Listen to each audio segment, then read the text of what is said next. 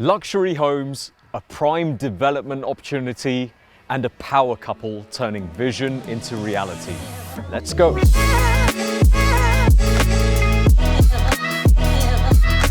Chris, my husband, is my co-director, and we run the business together. We just spent the majority of our 20s were just spent kind of doing houses up, and weekends spent, painting and choosing furniture and all that kind of stuff. And it got to the point where it's like, this is not really sustainable if we want to get married and have a family. And that was the catalyst really to drive us to start the company and turn this from a part-time side hustle into a proper business.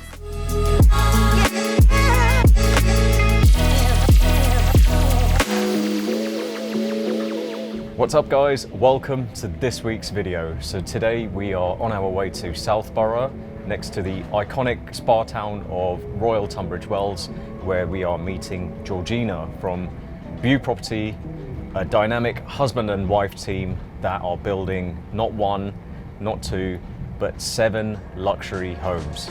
Let's go.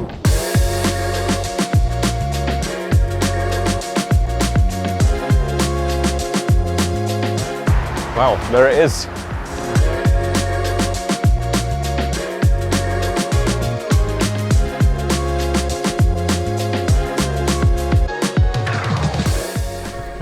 How are you doing? Yeah, nice to meet you too.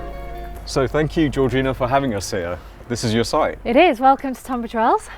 Thank you, thank you. Very different to the kind of site that I'm used to working on. A lot more space. I'm used to more urban, dense locations. But I'm going to ask you about that in a minute. But where did your journey begin in property? So my journey in property goes back from birth, really. My parents are Irish immigrants into the UK, and the whole 100+ years family members were in the building trade, so I very much grew up in it. My dad was an electrician, had his own electrical contracting business, and my parents were always in property, so they were always buying and selling property and building portfolios for buy-to-lets as well. So born and bred, moving house and doing up houses, and it's just, it's in the blood. Okay, so you kind of grew up in it. Yeah, I did. Did you go straight into that though? I didn't know. So I left university. I did a degree in business and economics, and I just thought, I want to buy a house. How am I going to buy a house? I've got to get a job to get a mortgage. That was kind of the route that I knew to take. So I went and got a job in the city, and that then allowed me to buy my first house when I was about 20, and started building up a buy-to-let portfolio from there really. But I was working in the city for kind of 10+ years. Okay. So you've got the best combination there. You've got the construction side and you've got the finance side. So you're like perfect. Yeah, I don't have. I mean, I'm not an accountant by trade, but I've certainly seen kind of the business side of it. Yeah. I thoroughly enjoy it. That's cool. And it's not just you, right, in the business. It's a husband and wife team. It's a husband and wife partnership, absolutely. I want to ask you how that is as well. Yeah. Chris, my husband, is my co-director, and we run the business together. We've got a whole team that sit underneath us, but we live and breathe property, and the whole family do. We always joke that Sunday lunch with our family is always talking about property. Everyone wants to talk about it. My parents were just here on site earlier. They've just gone. My sister was here. It's very much a family affair. Should we take a walk around the site?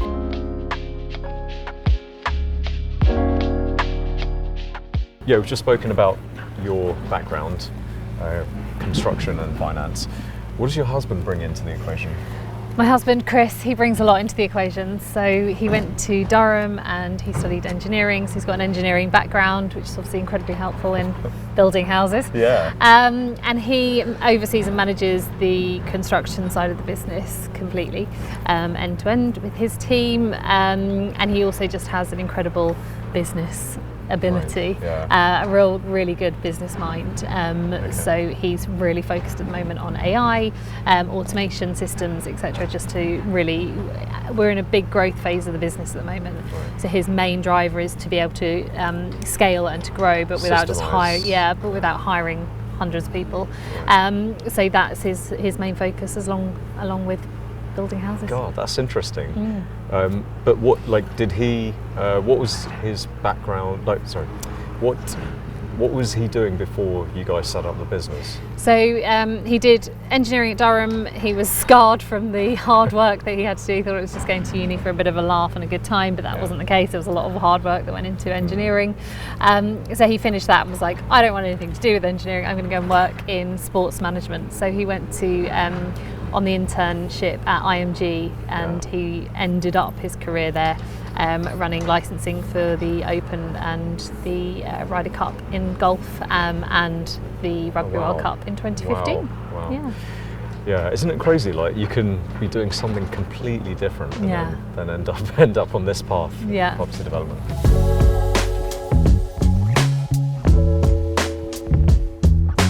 So, tell us about the site. You're building 7 houses here. Yep. What was here before? So before we bought the site, there were 2 houses, a pair of semis. It was slightly closer to the road, but they just both had absolutely huge gardens. And the story behind it is that Pete was one of our project managers at the time, now our business partner on this site. He was working for us, managing some of our projects, and him and his wife came to view one of the semi-detached houses with a view of doing kind of a mini project on their own or from a refurb perspective. Went to look at it, said, wow, these gardens are massive. I wonder if the people next door might want to sell. Knocked on the door of people next door and said, don't suppose you want to sell at any point soon? And they said, yeah, actually we do. We're really looking to relocate up north to be close to our family. And from there we agreed an option agreement with both the owners. And took it through planning on an option agreement, and Pete then moved from being one of our project managers to business partners, so he's a 50-50 business partner on the site. Wow, that's amazing. What a story. Yeah. Just for the viewers' sake, could you explain what an option agreement is? Yeah, absolutely. So we went to the owners of the properties and we said, we think we will get planning permission at some point in the future on this site for multiple dwellings. Can we agree I think it was 2-year agreement that we can take the site through planning all at our own costs, whilst you can't sell the properties to anyone else in the meantime, and we agreed a set fee that we would then pay them if we got planning permission. So it's essentially an option to be able to buy something at a point in the future for a set price. Did you give them a premium upfront for that? We gave them an option agreement, so a set amount of money upfront to essentially hold the properties. Okay. Am I allowed to ask how much? Do you know what? I actually can't remember. If I could remember, I would tell you. Okay. But I can't. So you remember. kind of, by going down that route, you de-risked things for yourself. Yeah, you're not having to buy the whole site at a cost, obviously, buying 2 houses, but the risk is the planning costs. Yeah. And was that process smooth? Do you know what? It actually was. So we had the pre-app meeting with the planners, and for pre-apps you're always nervous what they're going to say, how they're going to view the site, have you done the right thing, what are you proposing the right thing, and they kind of came out and went, yeah, I think that looks good. That's it. One of those, you can't quite believe that it's too good to be true moments. But with any pre-app, it's the officer that you have on the day that's giving their view. It's non-binding, so it can change. So you don't know whether, when you go into the full application, whether they're still going to have the same view. But very luckily, we put the application in and they had the same view, so it went through actually very, very smoothly. Oh wow, that's you don't often hear that, do you? No, it's, no, it's great when you don't. Do. But no, it was great. It was great.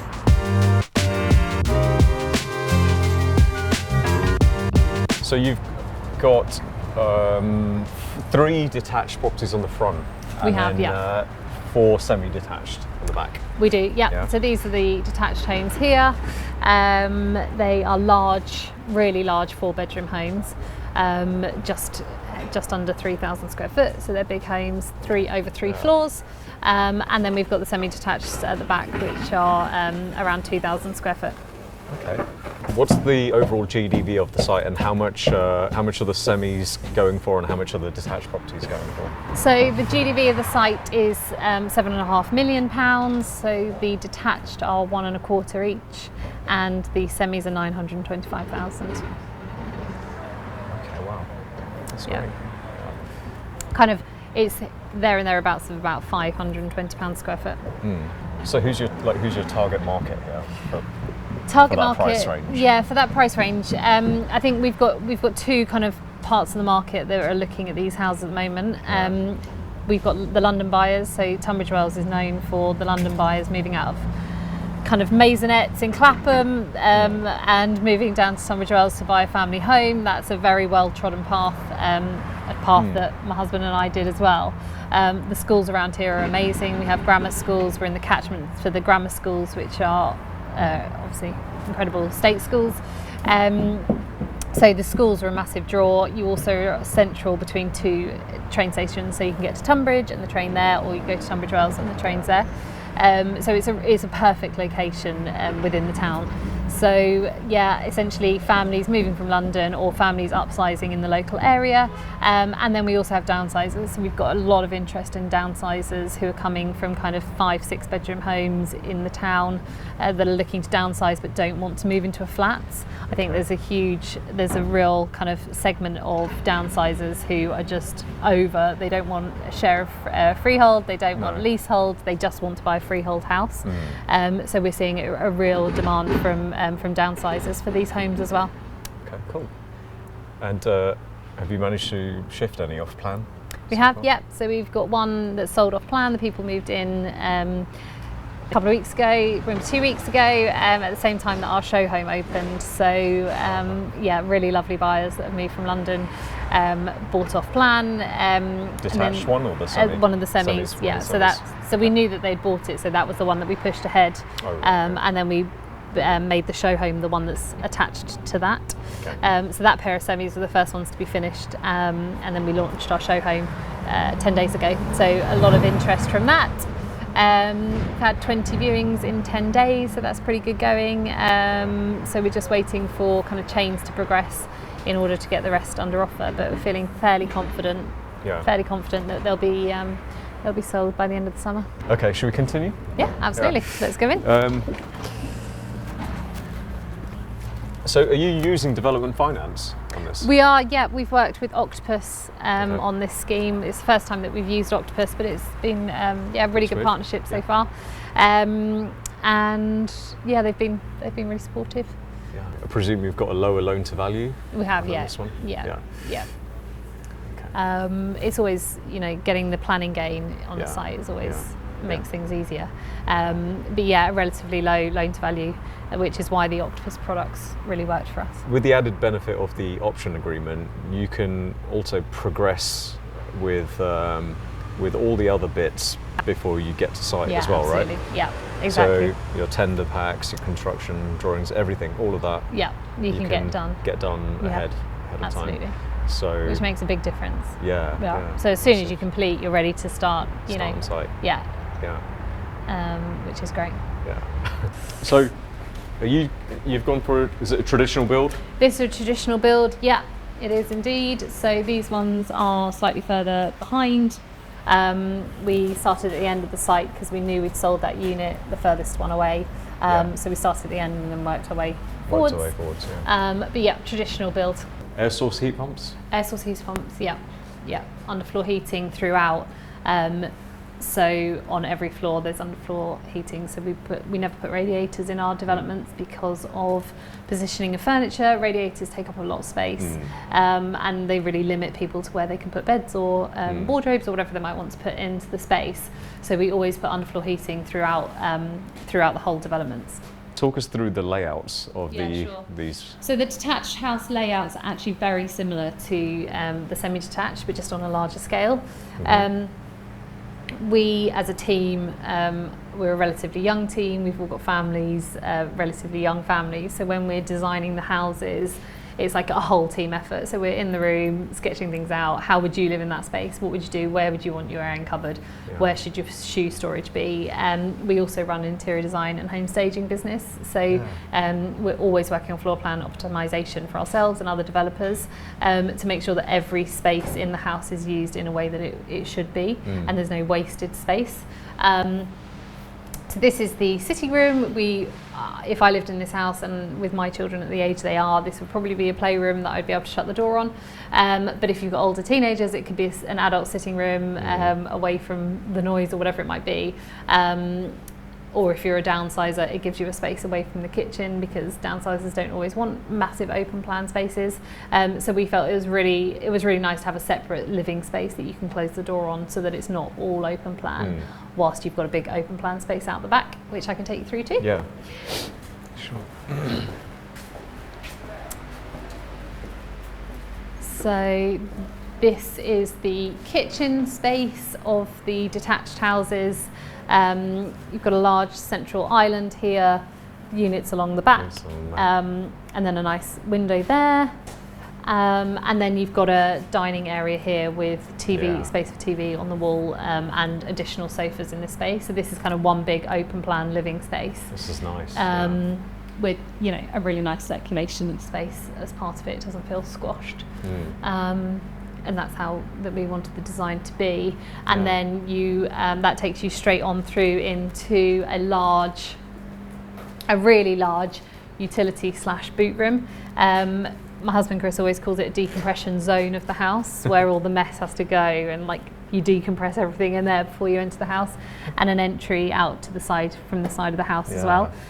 So kit bags, muddy boots, dogs, whatever it might be, can get put in that room. And it's away from the rest of the house. Yeah. And all the utilities come into this they do, this location. Yeah. So air source heat pump, water pumps, etc. all be in there.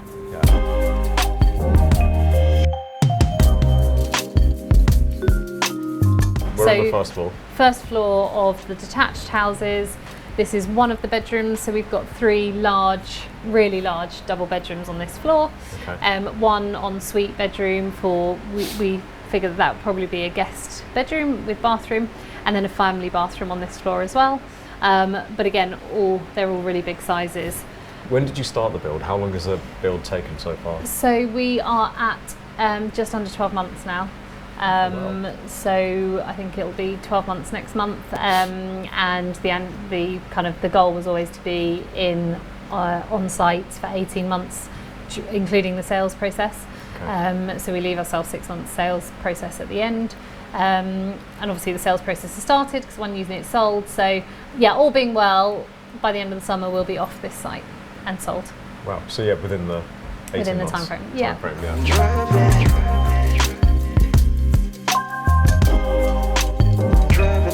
So this is one of my favourite rooms in development. It is the principal bedroom in the detached houses. They are vast, as you can see, pretty much the whole floor. Whole floor, yeah. So it's like a mini sanctuary suite for the homeowner to come up here and have peace and calm. It's got amazing views in that direction over the Kent countryside, which is lovely. You've got matching dressing rooms, so dressing room 1, dressing room 2, plenty of space. Plenty of space for wardrobes and dressing tables, etc. And then this is the bedroom area and the ensuite there. We've also put in the Velux cabrios, which are the mini balconies, the Velux mini balconies, which are amazing touch. I think they're great. Even just to kind of be in bed on a sunny Saturday morning and open the cabrio. So 2, basically put his and hers that's just a dressing area, which is going to have wardrobes in it. We're not going to put them in until the buyers are committed, because people might want them structured differently. Like they might say, right, we want all of that wardrobe and no wardrobes in there because we want that. It's so how they want to configure the wardrobe. It'll be part of the price, but we'll let them configure how they want it. Okay, that's a nice touch. Because people want different hanging heights or different shoe storage or drawers or more drawers or more hanging. I think wardrobe's actually quite a personal thing to just whack in and hope for the best. So we'll bespoke those to what the owner wants. So those bespoke touches that the buyer will decide. is it just on wardrobes, or is there any other aspects? No, so it depends in the process where the buyer enters the process. So our first buyers on this development entered the process they were kind of following the development from when it went into planning. Right. So we worked with them, and they bespoke quite a few pieces in the house, different panelling, some changes in the kitchen, etc. So wall lights they chose. So they were able to do that because they were in the process obviously a lot earlier. But from this point on, there's not much bespoke that can go into it, because obviously we can't hold things up, and we don't let people make bespoke changes until we've exchanged on the properties, because obviously if they make changes and they're not to our liking, and then we're left with the house, we've got to sell it. So we don't allow that until the point of. So they've gotten further into the process. Yeah.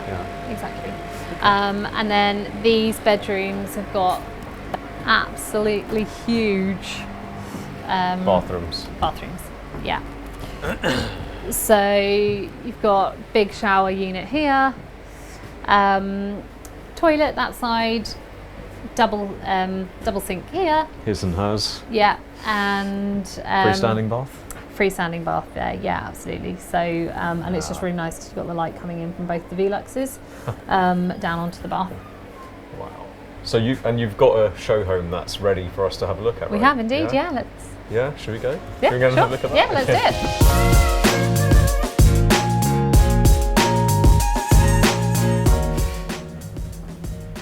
Oh, wow. Here we go, yeah. So as you can see from the detached house, this is like a smaller version, but very similar layout. So you've got the hallway obviously, and then a completely separate living area downstairs. Through to downstairs cloakroom, and then into the kitchen, diner, living area, and Chris. Chris. Hi Chris, how you doing? Yeah, nice to meet you. Good to meet you. Good to meet you. You're the other side of the team. That's right. I don't know whether I'm the better half or the worst half, but anyway, no, we're the team. So we founded a company, 2010 really properly. And it's been a exciting journey. When we were there to where we are now. Yeah, cool.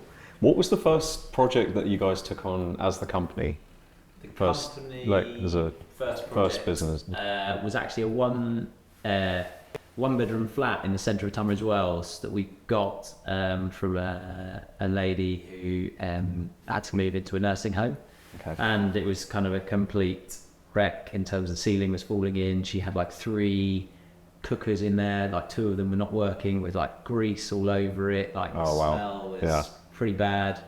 We were doing our own house at the time, and then whilst we were doing that flat, we bought a bungalow in Langton Green and a dentist surgery in Hurst. So kind of within the space of 6 months we had sort of 2 projects underway and 1 project in planning, so it was quite a quick kind of kick off. Obviously smaller scale projects, but then since then we've been looking at larger stuff. Exciting things. Yeah, that's cool.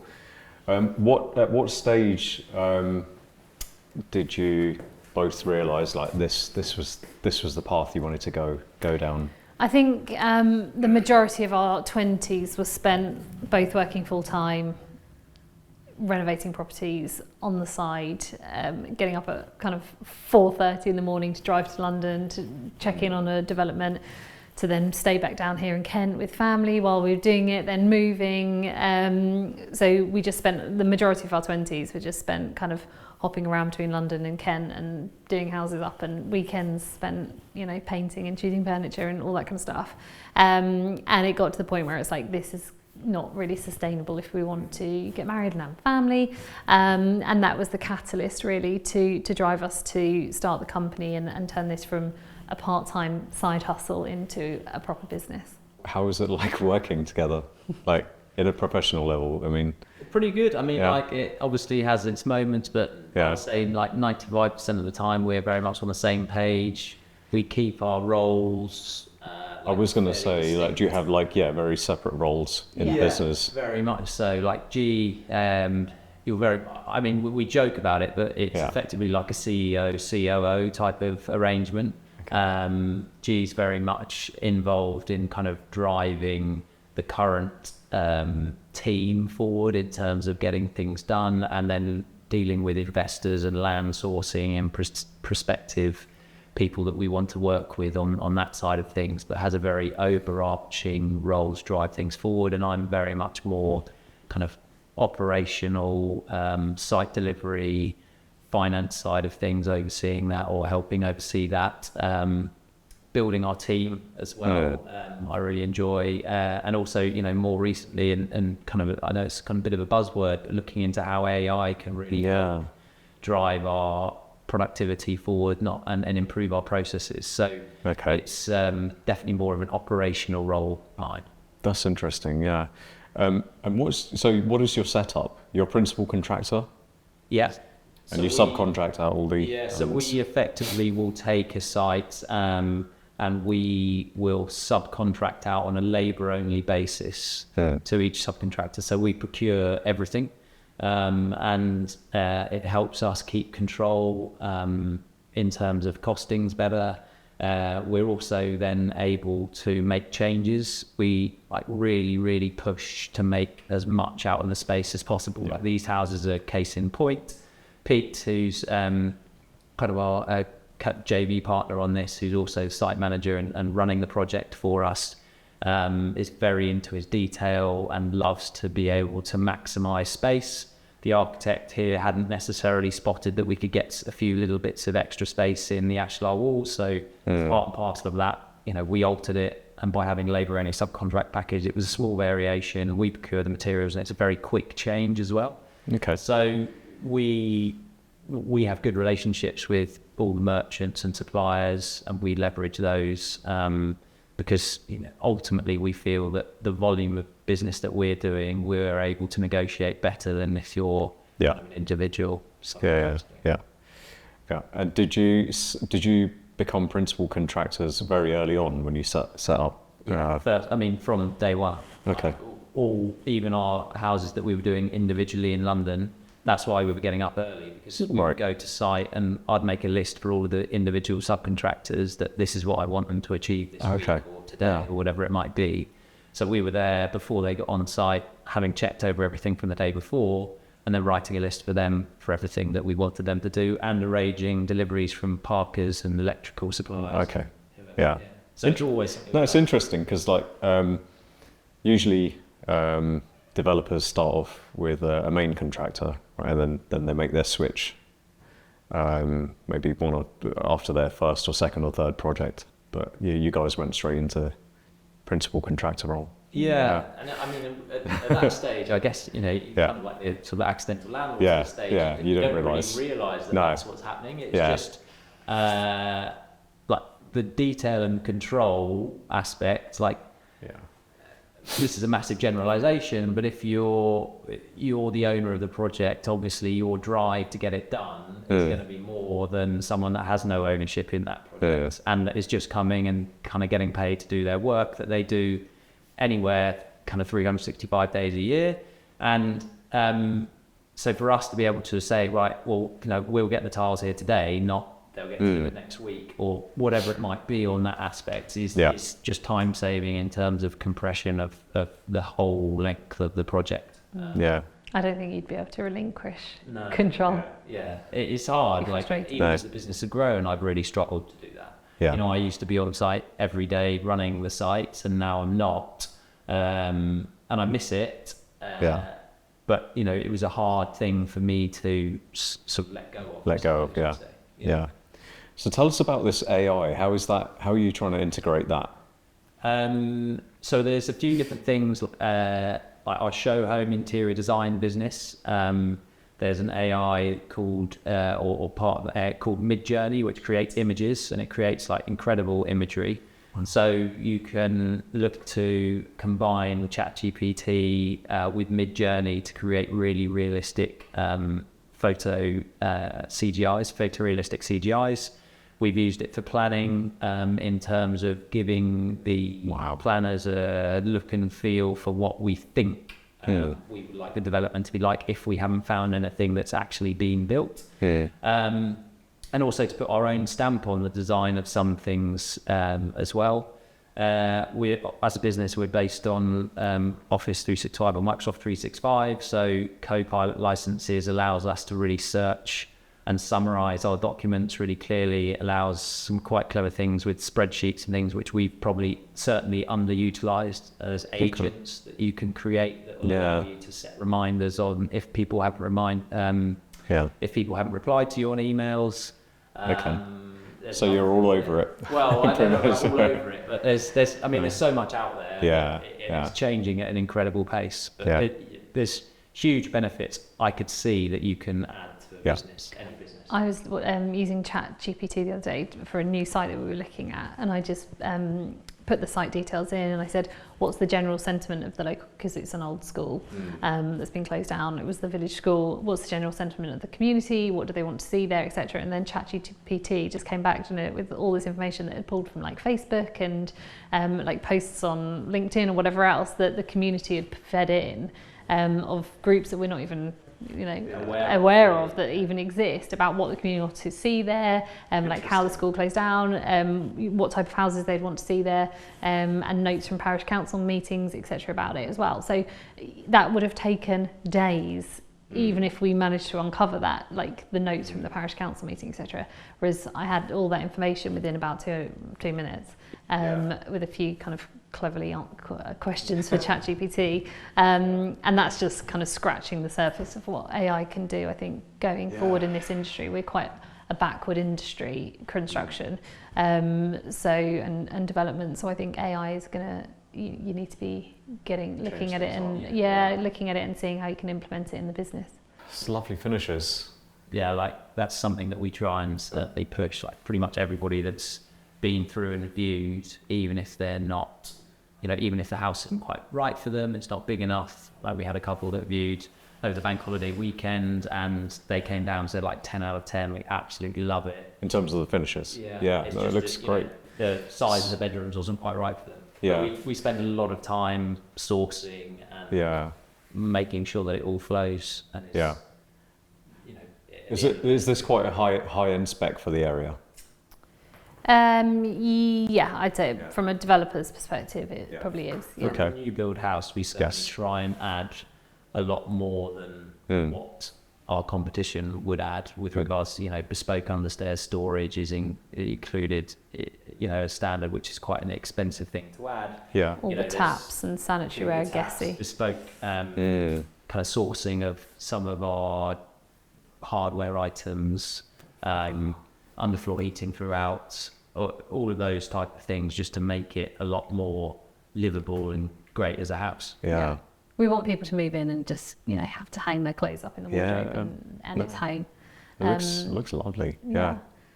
Very bright and airy, and I love the kitchens. Yeah, we wanted them to, so often you go and see developers' kitchens and they stop before the top of the ceiling, but we were really keen to make sure the kitchens go all the way to the top, because we've got really nice ceiling heights in these houses, and that really accentuates it and makes the most of it. It's a really nice detail. Yeah, might take that one. Do. And like kind of planting and stuff is quite nice. First impression, really mature planting. Permeable resin driveway that we put in. So just like, I guess it's all of the 10% surround and put everything together to really elevate the finished product. Yeah.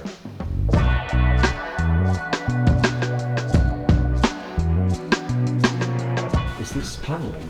Yeah. That's really nice. Yeah, so we wanted paneling, but obviously they're modern homes. So we didn't want to go for a traditional paneling, so we went for this, which is more of a modern look and feel. And again, it's just additional, touches that make it feel like a home as opposed to a new build box.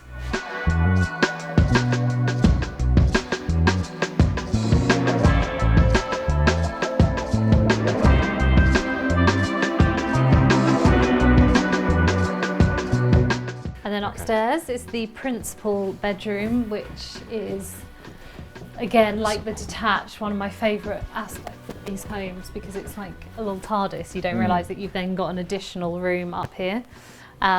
which is really nice and light and airy. Wow, I love it. I just did a little Instagram story and I was like, it feels like you're in a boutique hotel up here.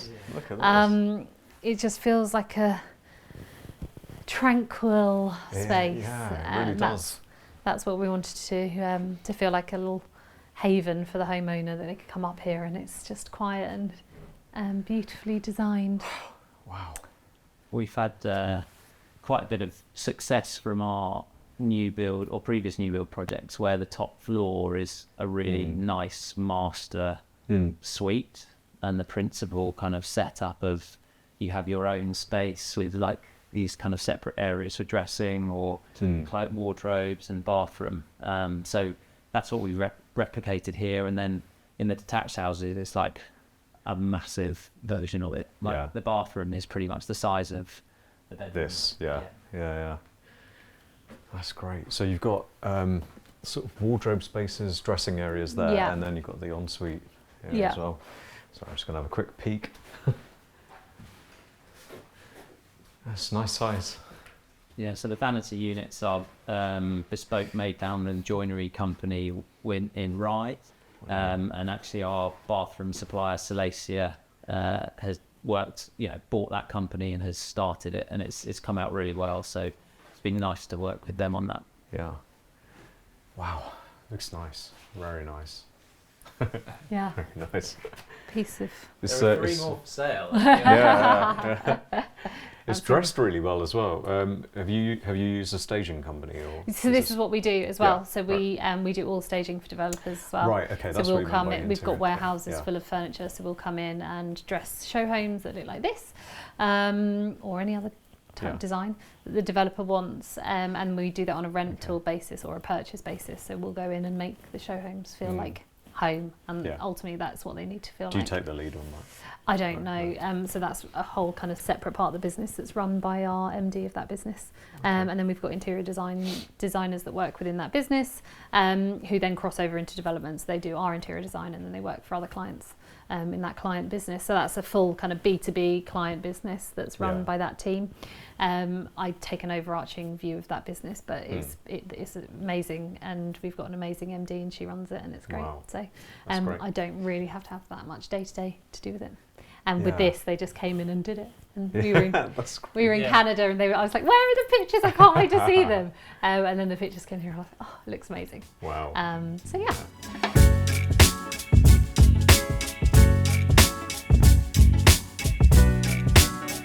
Well, I've just got to say that was really impressive.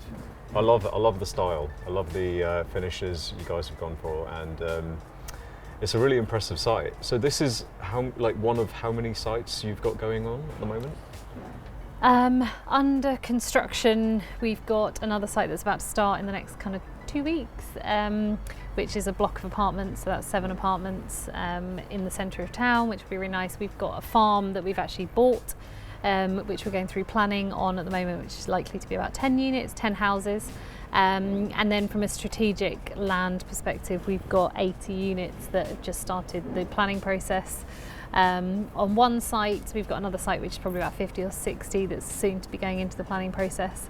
Wow, so these are and big. Many more that I can't think of off the top of my head. But yeah, there's other stuff going. There's a lot of other strategic land. New build housing sites that we're under offer or we're bidding for, which we're just waiting to hear back from for kind of. One's 10 units, one's 12 units, and I think there's another one for 16 units. Okay. So, there's kind of just, you know the game, waiting to hear whether you've been successful and whether you're getting planning, and it's just, you never really know how long it's going to take. Yeah, wow. So some of those ones in planning are really big sites. Yeah. Those are, they're more strategic land that Chris has been working on for probably 5 years. Kind of a slow play that's now come to fruition, which we were always anticipating. So we've been working really hard on strategic land for many years now, with the ambition that kind of once we wanted to build the foundations of the company, build the brand, so that we knew that, and we've always planned that the 10-year point was where we were going to try and take the business to the next level and go through a kind of a big growth phase, because we knew that we had this land coming through the pipeline. So that's, luckily that plan has fallen into place, and we've now just got planners to deal with, and then all being well, you know, in the next 2 years we'll be building 100+ units. Yeah. That's crazy. That is, are you guys ready for that? Like, do you think you? I think we are. Yeah. And I think we are because we've really focused on building the foundation. So getting the right team in place, getting the right processes within the business, the branding and everything that comes with that. We've really focused on that across the last 10 years in order to be able to facilitate these bigger sites now. Okay. And we're very strict in terms of our criteria. Like, we're very flexible on size of site that we'll take on currently, but we're very strict in terms of like a half an hour radius of Tunbridge Wells because of many factors, like being the main contractor and delivering it, but also like knowing the area very well, knowing what the target market's going to be, and understanding, you know, it all the way through from start to finish. Okay. And are you going to be taking those on just yourselves? Are you going to be teaming up with anyone, or is it just all? No, we'll build a team to deliver it. Okay. And we've already started that process. Like, our FD comes from a house building company that was doing 250-ish units per year. Okay. We've had a non-exec on the board who's been in or now kind of joined us. And he has been doing, you know, all his life and come from larger PLCs and smaller house building companies that are doing way more than we are. So, you know, we're pulling the team together to enable us to deliver those size sites. Yeah. Wow. Where do you see it going in the next 5 years then? Where would you like to be? I think we've said that we want to be every year hitting kind of the 200 homes mark. So building 200 new homes a year. Year on year, within 5 years, that's the plan. So we're working really, really hard on land at the moment. Yeah, wow, it's really impressive. And is your model always going to be build to sell? Difficult one. I think, like, you know, I suppose we have our own portfolio. I think that there's certainly merit in like holding blocks. I kind of feel like a new build block that you can hold on to from an apartment perspective is good. The difficulty in and around here is that the yields aren't great. No. So, you know, there's some good hospitals and there's a couple of universities not too far away, so maybe kind of a single unit occupancy type of route. But at the moment, our focus has certainly been build to sell. But we've got, you know, some things in our own portfolio that we just keep ticking out there around, really. Yeah. Okay, great. Well, look, let's wrap it up there. Guys, thank you for having us around. I mean, what you're doing here is impressive, and also what you're going to be doing sounds really impressive as well. So appreciate it. Thank you, guys. Really nice to meet you. Really nice Thanks to meet for coming you down. Thank you. Thank